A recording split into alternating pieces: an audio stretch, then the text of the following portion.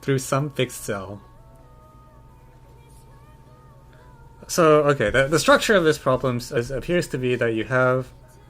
I don't think there's any particular reason the grid has to be rectangular, but we'll do a rectangular grid.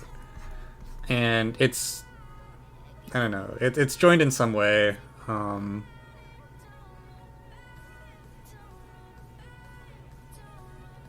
I don't know. Let me do 2x2 first.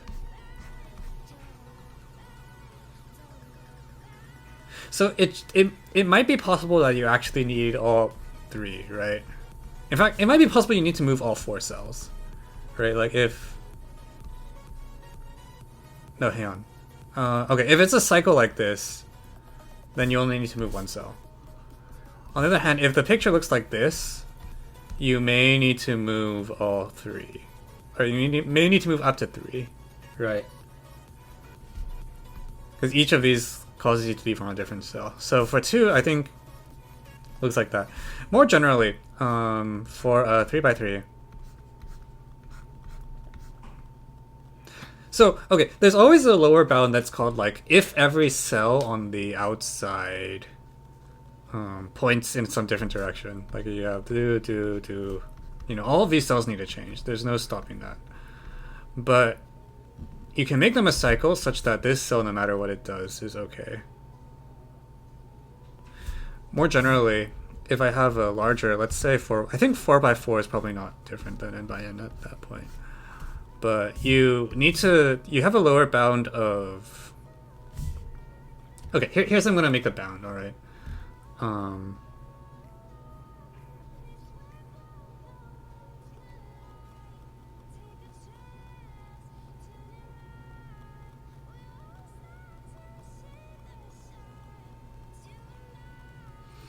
Oh, jeez. Okay, never mind.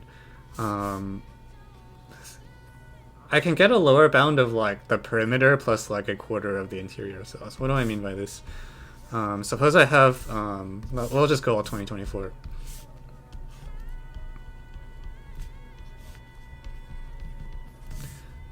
So you can imagine, first of all, every cell on the outside points outside. All right, so that part, you know, there's nothing we can do about that.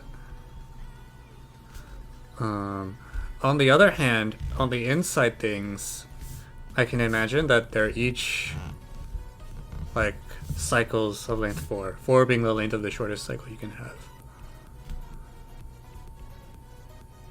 And in this situation, also every cell on the inside needs to be tinkered with at least once. So this gives you some bound. I don't really care what the number is. It's whatever makes the equality case true.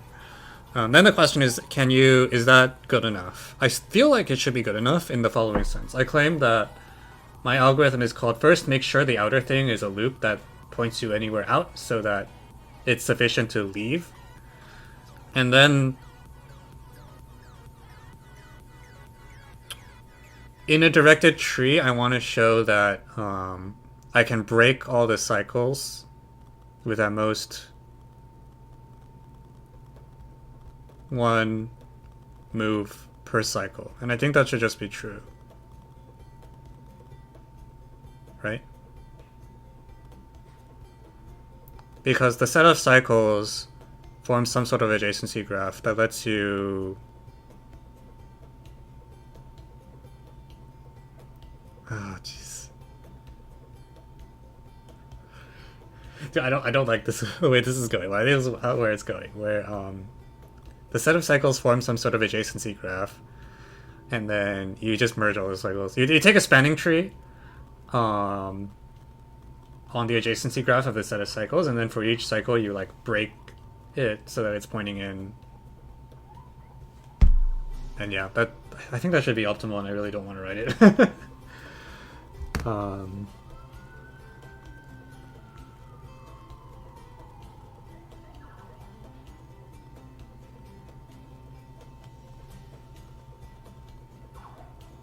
That should work, right? So the idea is you have, okay, in full generality, you have like a bunch of cycles inside the green, and then maybe there's some things that lead into it, and then here's another cycle, and then here's another cycle. And then you take a spanning tree on the set of cycles where if you can you know, go from here to here or something like that. You take one cycle that's touching the edge, mutate one thing so it's pointing, and then for each of these adjacencies, you mutate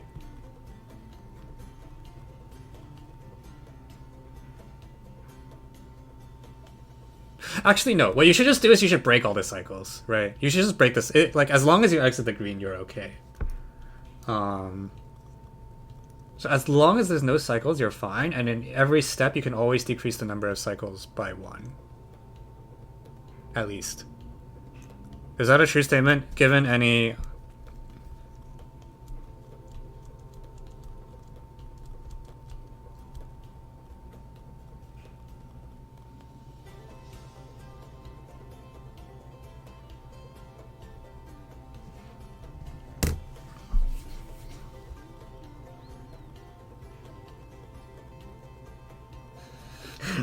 This should be true. Let me make sure it's true.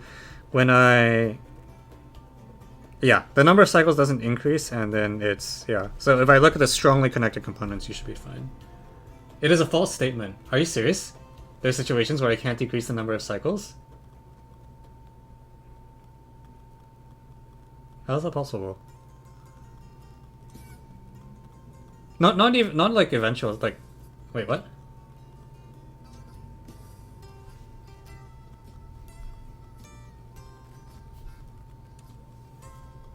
Okay, what did I miss?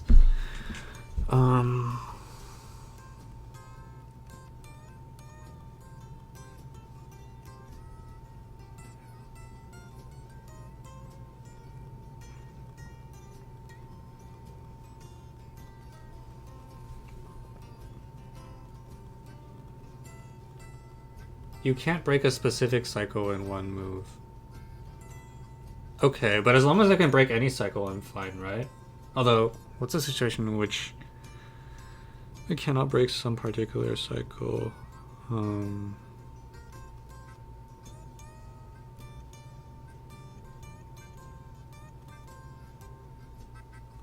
Is there something shitty like,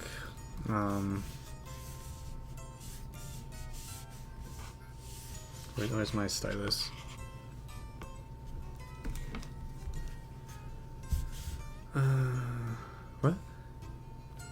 What? What's the situation in which some cycle can't be broken? Like, I'm fine with it, like, feeding into a different cycle, but, like...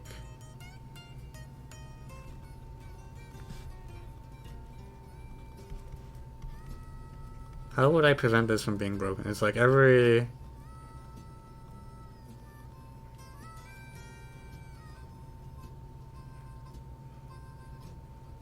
Oh, also, hang on. I'm sorry. I have the wrong definition of cycle. Like, this is also a cycle. So it's not 4, which is actually worse. It can be as low as 2. I'm sorry. This picture's wrong.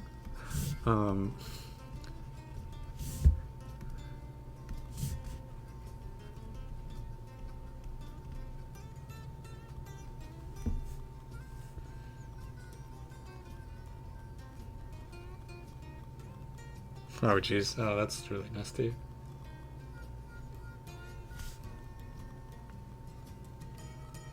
Yeah, I just realized that now. Yeah, you can have things that look like this, and that's really bad. But...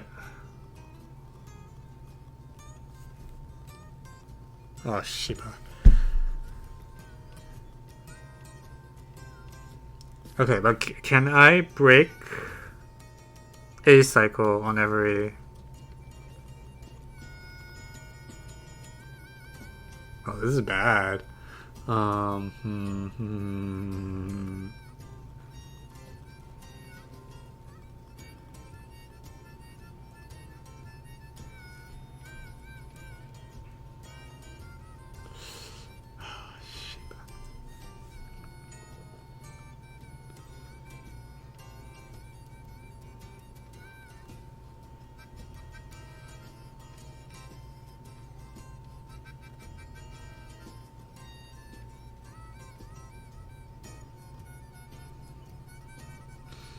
One other thing I can do is I can try to just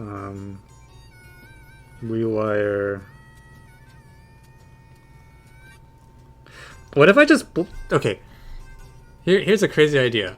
What if I just chessboard color the green thing and then make all the black squares point up? Then there can't be cycles, right?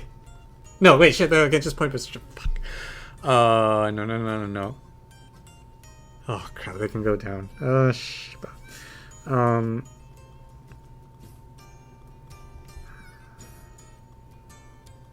Because I feel like half the cells is so many cells that I really should be able to, like, just do something stupid and then have there not be cycles. In order for there to be... Okay, here's another suggestion. In order for there to be cycles, there needs to be left rights and up downs. So if I kill all the left arrows... So whichever one of left and right there's more of, I kill... Or there's fewer of, I kill all of them. And then whichever one of these there's more of, I kill all of them. Just point them, like, all left. Or something like that. Make them all left, alright? If I only have up and left arrows, then there's no cycles anymore, right? That should definitely be true.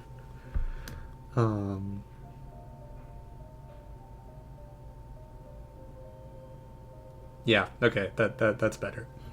So I was like, oh, I don't want to deal with the graph theory stuff.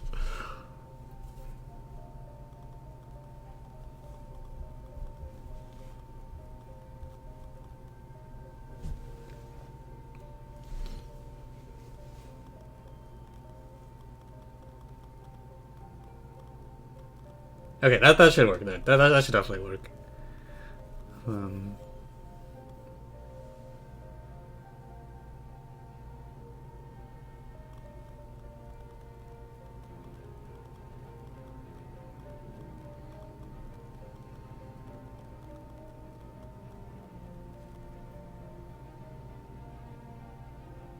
I feel like I wasn't careful with the boundary. Let me make sure I got the boundary right.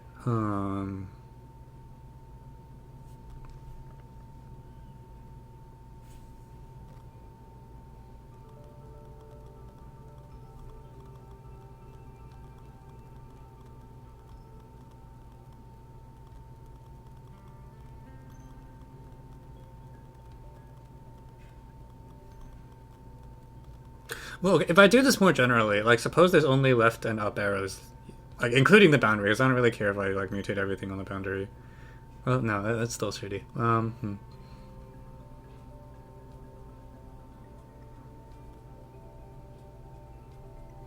Is there any situation in which I need to edit the entire boundary? I don't think there should be.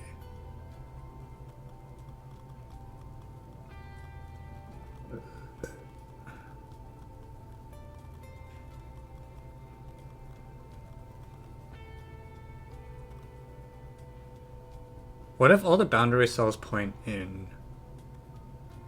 Then I need to edit the whole boundary, god damn it. Okay, I eat my words. Oh,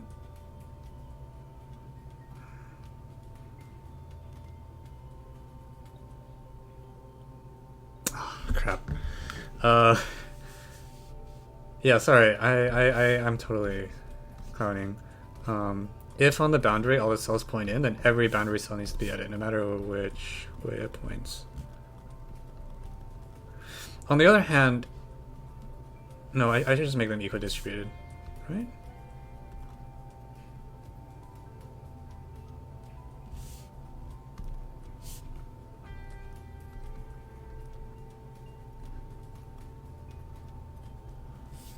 Wait, sorry, no, that's a lie. If they all point inwards, then it's okay. No, it's actually okay, because once I kill everything, I only need to... No, okay. Okay, so let me make sure. I mutate the inside such that all the arrows point up and left. So because of that, I always bubble to somewhere on the top. Then...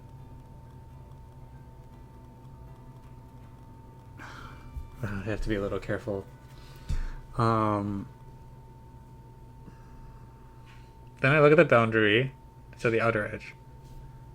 And I want to claim that I can always leave at least one of the cells intact.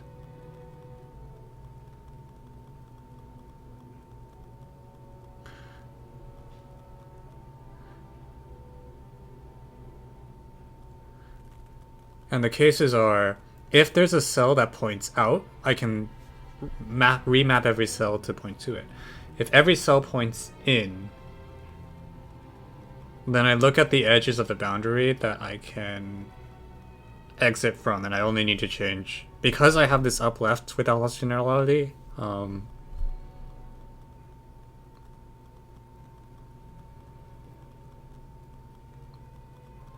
I know I'm only going to leave the inner region from a certain, from like at most half-ish of the cells. So that means I can just mutate the, yeah, that should work.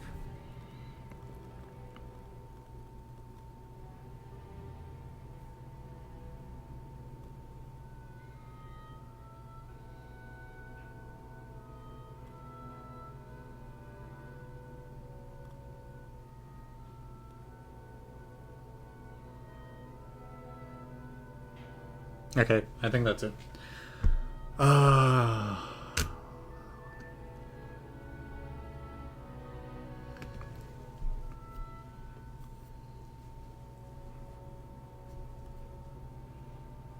You have to be really careful on this problem.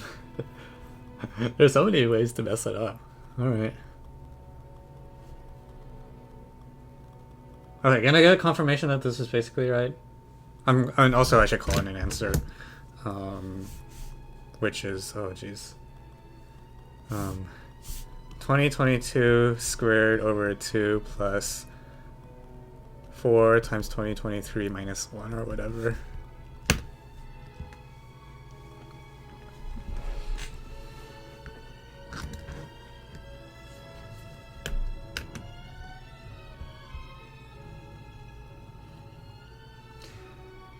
Okay, I will type this up, and that is a wrap. Let me pull up this statement.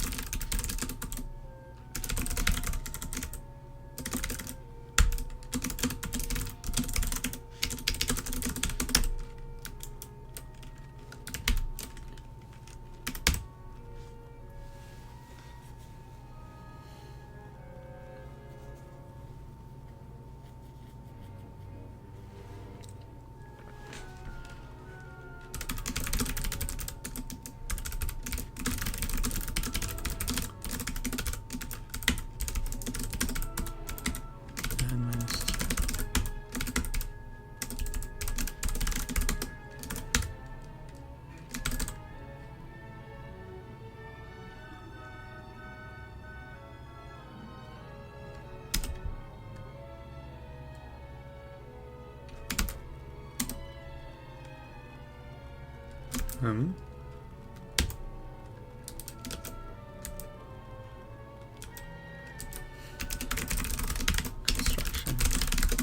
This feels like an BCW equality problem.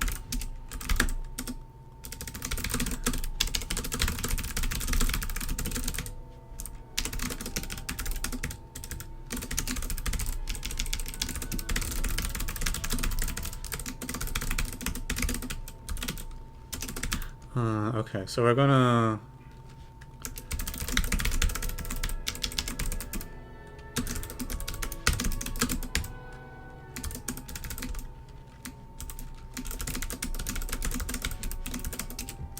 shoot.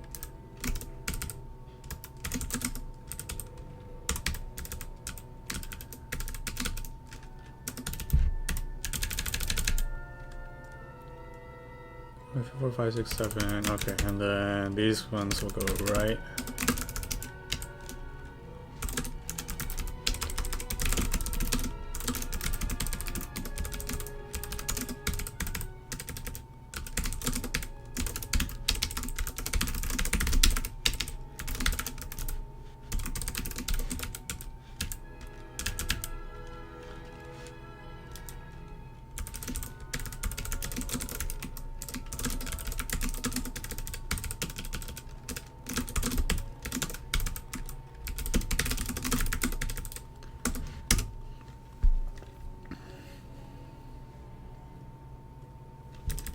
I should make the ones, is it up arrow? If I want them doubled? Yeah.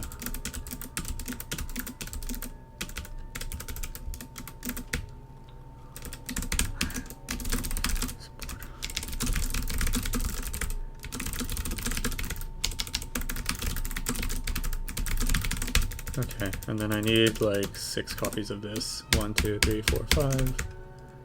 And then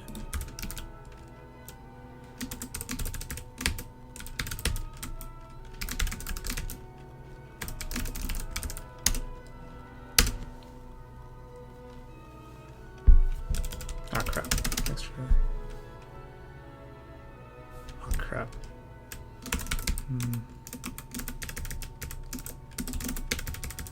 No, my copies!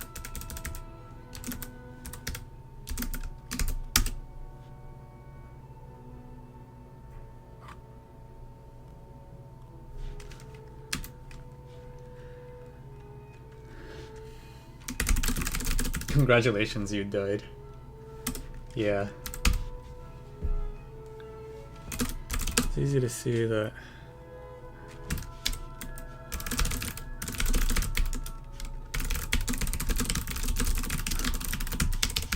And each pair inside at least one of.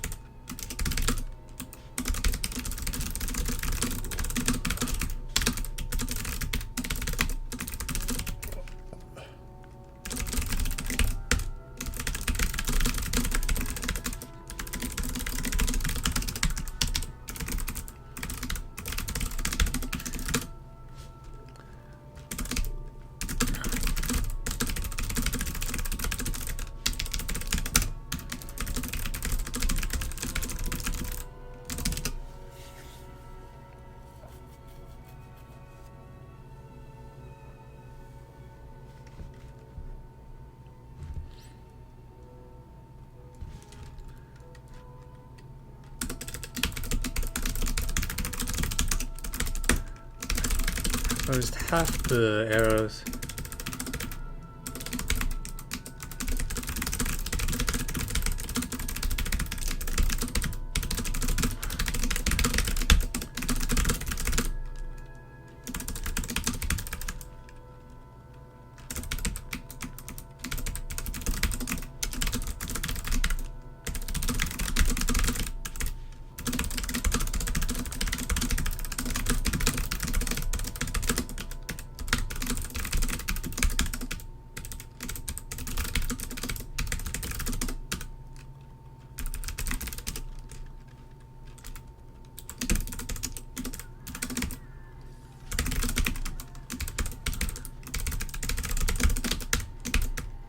Okay, half the arrows in the inner square, you can ensure that any dancer. Okay.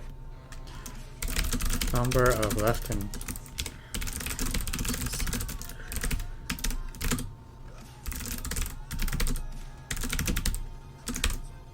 is broken arbitrarily. What are the rules? Pretty much whatever, but people vote on the problems too. And also the vote is mostly for my amusement and doesn't actually like basically you can put whatever you want and then I'll ask the audience what they want to see and then look at that and decide which problems to do. So there's no hard requirements that problems must be so and so. It's just I get full dictatorship power.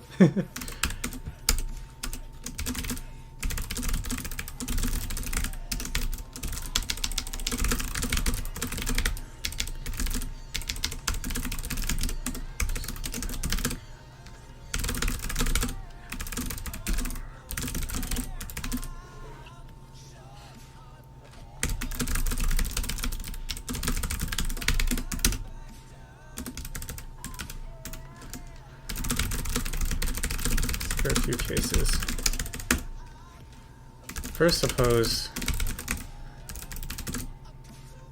Oh, actually, I don't need to consider the cases because the corners always point either. Suppose some corner points outward. Then we can change. Yeah, I was worried about pointing in. I forgot the corners don't point in, so you don't actually have to deal with that case.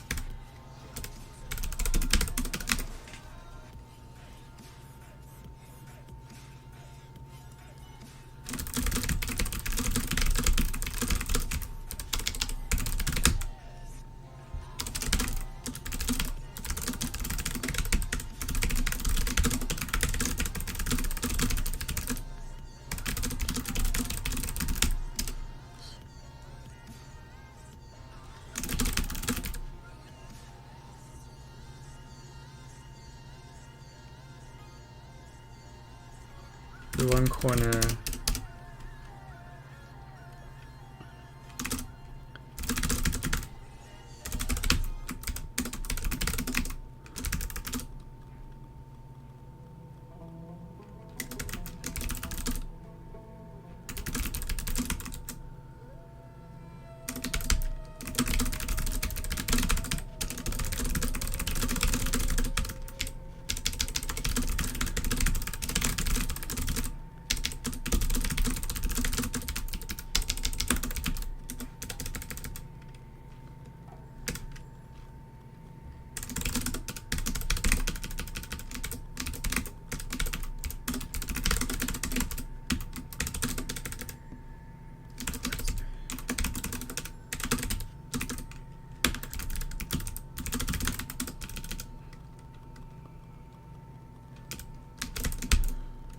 All the other red arrows.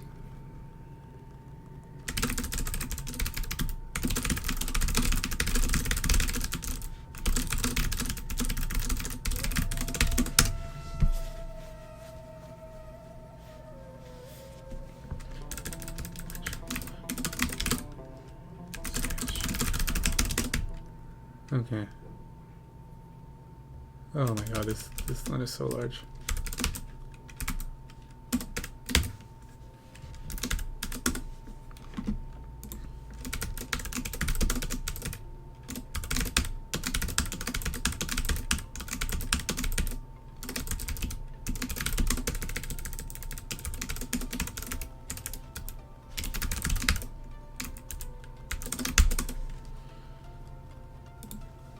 Oops, I did not mean to do that. Okay.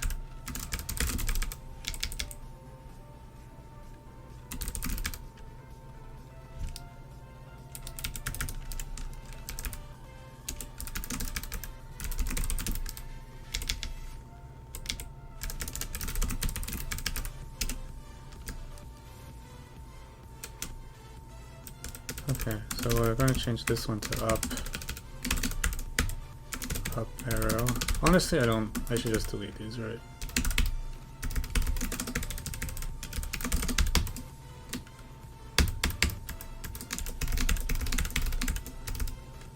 One, two, three, four, five, six. I actually overshot it. No, I can count. I can totally count.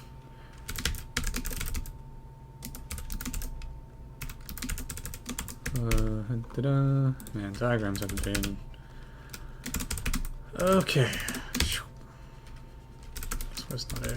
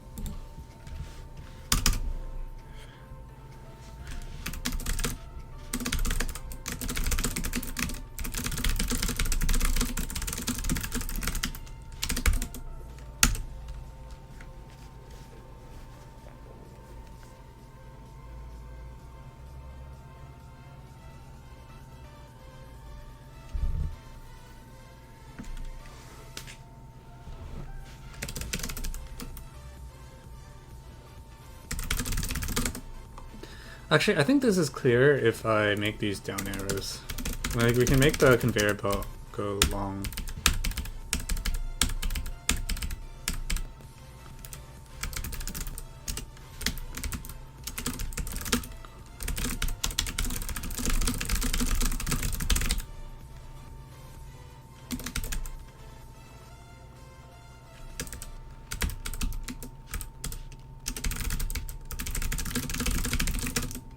Actually, form a conveyor belt.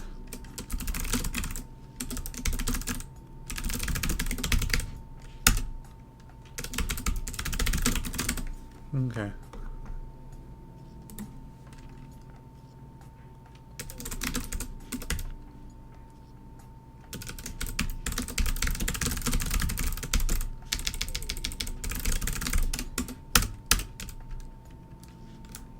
Oh, sheep.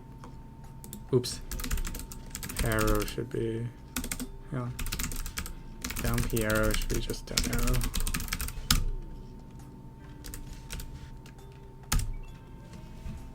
Oh, freak. This one should be right? Oh, shoot. These all should be. Okay, and this one should be up.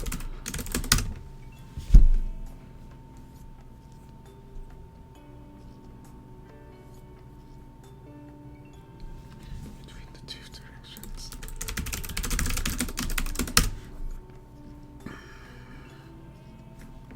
Alright. That should work then.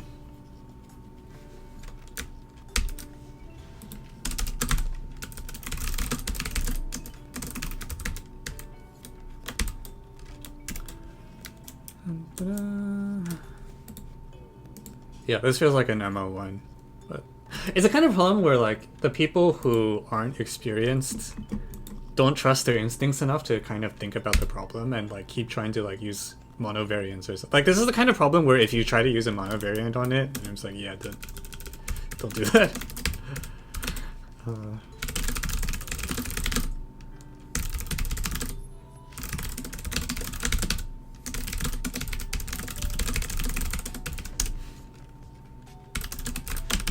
Also, this is also why I keep telling people they need to like pretend to know how to program, right? Because even a problem this easy, like you need to specify an algorithm of some sort. And if you just don't have programming, it's not like you can't write algorithms without programming. It's just a lot easier if you've done any amount of programming. Anyways, that's the propaganda. All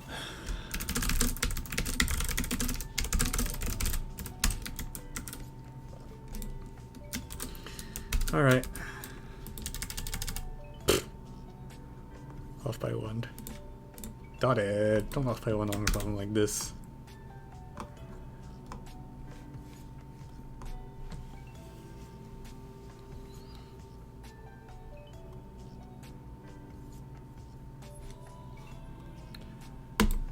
All right. Those of you on YouTube, thank you for tuning in. Yeah. I think this is a good beginner problem.